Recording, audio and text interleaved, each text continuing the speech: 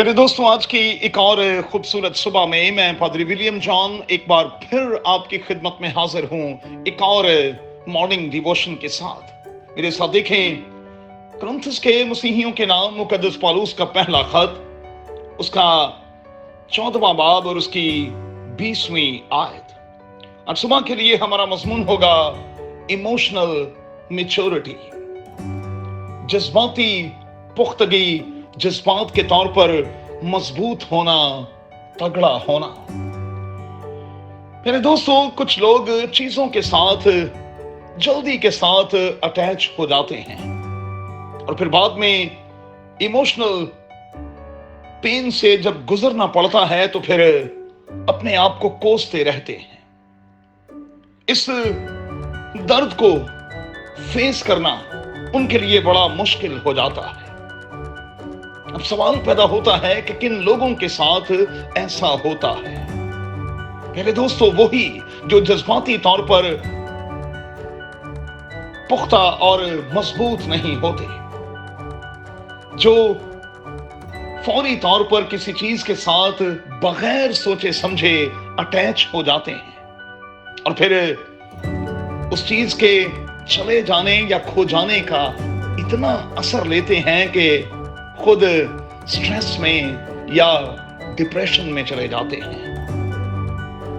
जज्बाती तौर पर हमें खुद को भी और अपने बच्चों को भी ट्रेनिंग के अमल से गुजारना होगा, इसलिए कि जिंदगी तो अप डाउन्स का नाम है। इसमें लोग हमारी जिंदगी में आते भी रहेंगे और जाते भी रहेंगे। ये कारवां तो दोस्तों इसी तरह से चलता रहेगा और फिर जिंदगी आगे बढ़ने का नाम है, कहीं स्टक होकर रह जाने का नाम नहीं। अब सवाल पैदा होता है कि इमोशनल इंटेलिजेंस के लिए क्या किया जाए, इसे कैसे बढ़ाया जाए, इसे कैसे वसअत दी जाए। बाइबल मुकद्दस हमेशा परफेक्ट और फिर कंप्लीट होने की बात करती है।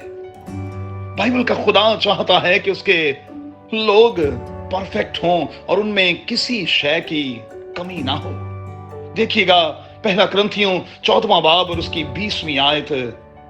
यहां मुकद्दस पौलुस कुरिन्थियों के मसीहियों को कह रहा है कि हम समझ में बच्चे ना बने रहें।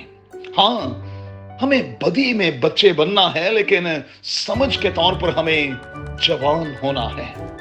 गोया कि बाइबल मुकद्दस का तकाजा यह है कि हम इमोशनली अडल्ट हुड के तजर्बे से गुजरें, स्पिरिचुअली अडल्ट हुड के तजर्बे से गुजरें, जिस तरह से मुकद्दस पौलुस गुजरा।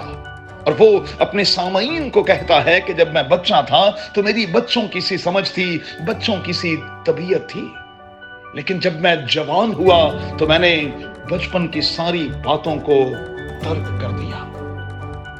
अब दोस्तों, हमें इमोशनली बड़ा होना होगा, पुख्ता होना होगा, जवान होना होगा और इसके लिए हमें चंद एक बुनियादी स्टेप्स लेने होंगे। पहला, खुद का जायजा लेना शुरू करें कि आप कैसे हैं। दूसरा, देखें पास्ट में और रिसेंटली आपने जो फैसले किए हैं वो कितने दानिशमंदाना हैं, कितने दुरुस्त हैं और कितने जायज हैं। और फिर हर जगह में अपने इमोशंस डालने की कोशिश ना करें।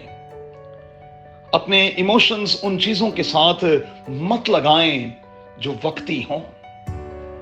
याद रहे कि मयारी जिंदगी का राज इसी में है कि हम जहां अटैच होना चाहिए वहां अटैच हों और जहां अटैच नहीं होना चाहिए वहां से अपने आप को अलग रखें, दूर रखें। मेरे दोस्तों, खामखा के दुख पालना, खामखा की पेन लेना, ये अकल नहीं है, ये अकलमंदी नहीं है। सो अपने आप को जाया ना करें। जिंदगी आगे बढ़ने का नाम है।